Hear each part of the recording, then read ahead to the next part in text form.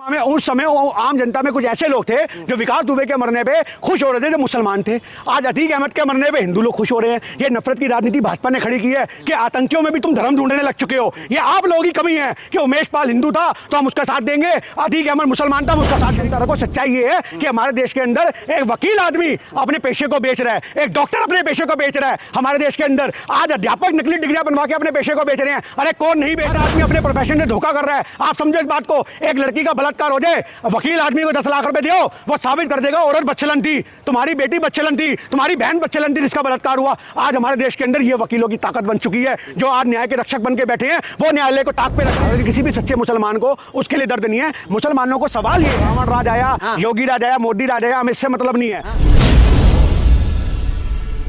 मुसलमानों की नहीं जी, अपराधियों की हत्या हो रही है। तो ठीक हो रहा है। आज अपराधियों को आप मुसलमान मत बनाओ, क्योंकि मुसलमान अगर कोई है या कोई हिंदू है तो वो मुसलमान और हिंदू है। अपराधी अपराधी होता है, वो किसी श्रेणी में नहीं आता।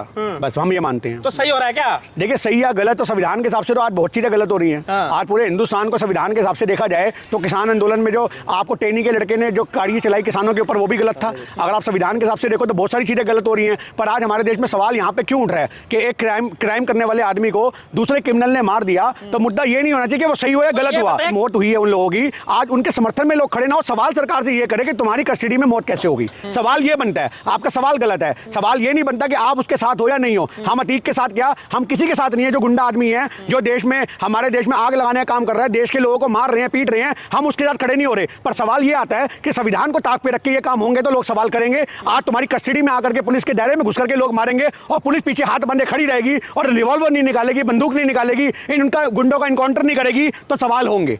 तो हमारा ये मानना है, अगर इनकाउंटर कर देती तो जो आप परत दर परत खुला है वो बंद हो जाता ना। देखिए, अभी भी कुछ नहीं खुलेगा, अभी भी कुछ नहीं खुलेगा। परत दर परत जो आज ये एसआईटी बनी है, इस एसआईटी से क्या होगा? ये तो पब्लिक को एक लॉलीपॉप दिया गया है। आप समझो इस बात को। एसआईटी जांच कर रही है, बहुत अच्छी बात है। एसआईटी की रिपोर्ट पे भी हम लोग विश्वास करेंगे। पर मानने वाली बात ये आती है कि ये चीज़ों को पहले रोका जा सकता था। आपने ये जो पूरा माहौल बनाया कि ये जो सस्पेंस क्रिएट कर रखा था कौन किसको मारेगा, ये क्यों हुआ बीजेपी के राज में? तो आज हमारे देश में अतीक अहमद के मरने पर हमें कोई दर्द नहीं है। और मैं ये मानता हूँ कि भारत के किसी भी सच्चे मुसलमान को उसके लिए दर्द नहीं है।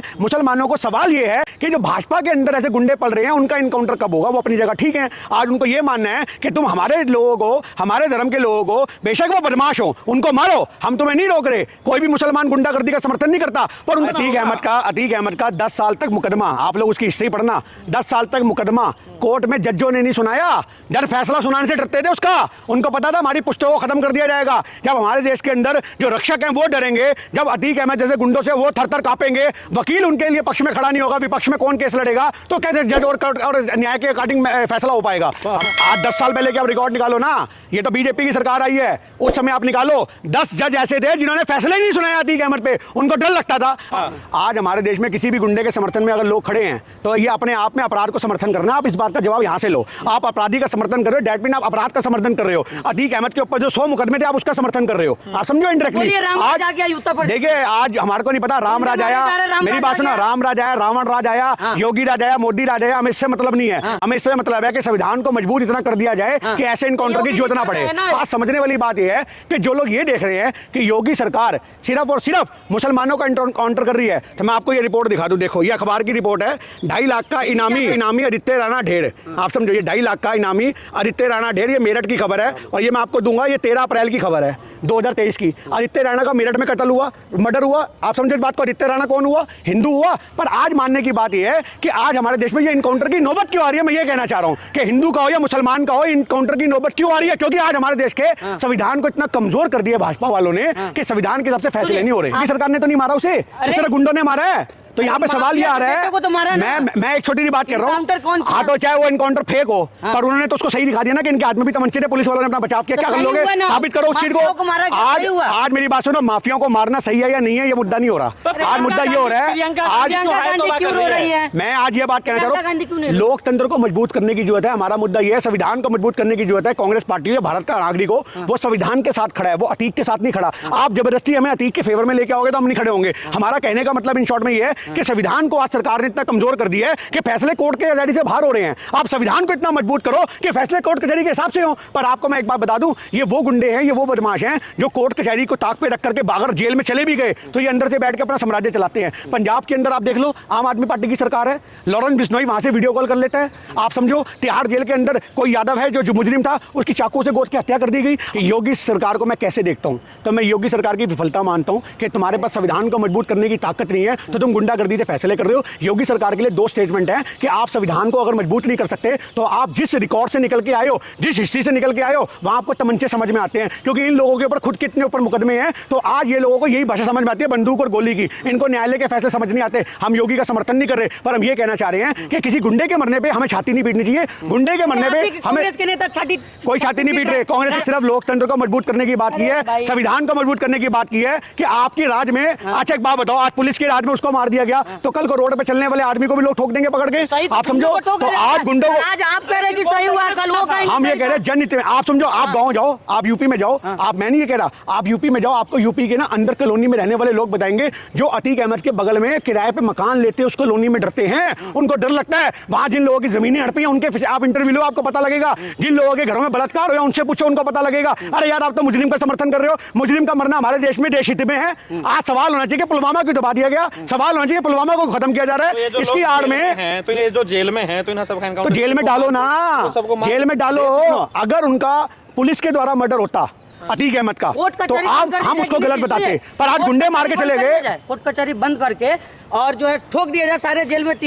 मैं आपको एक ही बात बता देता हूँ, आज हमारे देश में जब तक संविधान को मजबूत नहीं करोगे तो कोर्ट कचहरी से बाहर फैसले होंगे। आज वकील बिक जाते हैं, आप किस कोर्ट कचहरी की बात कर रहे हो? सच्चाई सुनने की क्षमता रखो। सच्चाई ये है कि हमारे देश के अंदर एक वकील आदमी अपने पेशे को बेच रहा है, एक डॉक्टर अपने पेशे को बेच रहा है। हमारे देश के अंदर आज अध्यापक नकली डिग्रियां बनवा के अपने पेशे को बेच रहे हैं। अरे कौन नहीं बेच रहा? हर आदमी अपने प्रोफेशन से धोखा कर रहा है। आप समझो इस बात को, एक लड़की का बलात्कार हो जाए, वकील आदमी को 10 लाख रुपए दो, वो साबित कर देगा औरत बच्चलन थी, तुम्हारी बेटी बच्चलन थी, तुम्हारी बहन बच्चलन थी जिसका बलात्कार हुआ। आज हमारे देश के अंदर ये वकीलों की ताकत बन चुकी है, जो आज न्याय के रक्षक बन के बैठे हैं, वो न्यायालय को ताक पे रख रहे हैं। आज जजों की आवाज निकल जाती है। अतीक अहमद के मामले में जज डर गए। अरे जज के हाथ में जब कलम आई तो तुम डर क्यों गए? तुम क्यों डर गए? तुम जज किस लिए बने? तुम्हें यूपी से तबादला करा लेना चाहिए जब तुम इतनी फटेगी तुम्हारी। तो आज हमारे इन शॉर्ट में कहने का मतलब है, जब हमारे देश में कानून पुलिस वाले बिक रहे हैं, हमारे देश में जब आप मोस्टली देखो वकील बिक रहे हैं, अगर ऐसा देखने को मिलेगा 100 रुपए लोग जेब में डाल के चलते हैं, लॉ एंड ऑर्डर की बात कर रहे हो, 100 रुपए जेब में डाल के चलते हैं, पुलिस वाले को देते हैं, हेलमेट नहीं लगाया 100 रुपए दे देंगे। आप समझो, हमारे देश के अंदर जब तक एक न्यायिक व्यवस्था को मजबूत नहीं किया जाएगा, जब तक आम जनता अपने ईमान को पक्का नहीं करेगी, जब तक ऐसे सौदे होते रहेंगे। और लॉ एंड ऑर्डर की जिम्मेदारी सिर्फ प्रदेश सरकारों की नहीं होती, लॉ एंड ऑर्डर को मेंटेन करना आम आदमी का भी फर्ज है। एक आम आदमी भी अपने घरों के अंदर बंदूकें रख के, अतीक अहमद की बात करते हो, 10 साल में बच्चे के हाथ में तमंचा पकड़ा दिया, पूरा परिवार 3 लोंडे अतीक अहमद के जेल में बैठे हैं, जिसमें से एक तो नाबालिग है। आप समझो, पूरे परिवार को तूने जेल में बैठा दिया अपनी हरकतों की वजह से, तो उसके मरने पे लोग छाती पीटेंगे। आज मुद्दा ये होना चाहिए, आज हमारे देश में जिस समय उमेश पाल की हत्या हुई थी, उस समय लोगों को खड़ा होना चाहिए था कि भैया संविधान के हिसाब से गलत हो रहा है, कानून को मजबूत करो, पुलिस वालों की हत्या होगी। उस समय लोग क्यों नहीं खड़े हुए? उस समय आम जनता में कुछ ऐसे लोग थे जो विकास दुबे के मरने पे खुश हो रहे थे, जो मुसलमान थे। आज अतीक अहमद के मरने पे हिंदू लोग खुश हो रहे हैं। ये नफरत की राजनीति भाजपा ने खड़ी की है कि आतंकियों में भी तुम धर्म ढूंढने लग चुके हो। ये आप लोगों की कमी है कि उमेश पाल हिंदू था तो हम उसका साथ देंगे, अतीक अहमद मुसलमान था हम उसका साथ देंगे। आप समझो इस बात को। आज अगर उमेश पाल के साथ मुसलमान लोग खड़े होते ना उस समय कि उमेश पाल के साथ गलत हुआ है, संविधान की बात उस समय लोग करते। आज यूपी की जनता, मुसलमान और हिंदू अगर दोनों मिलकर उमेश पाल के फेवर में खड़े होते कि भैया ये जो कत्लेआम हो रहा है, गुंडागर्दी हो रही है, हम लोग सुरक्षित नहीं है, तो आज देश एक नहीं, आज देश में ये हरसूरत देखने को नहीं मिली। इसके अंदर जो ये माहौल देखने को मिल रहा है, सरकारें कमजोर हो चुकी हैं। सरकारों को ये फैसले क्यों लेने पड़ रहे हैं कि थाने के भारी सारे मामले निपटा दो?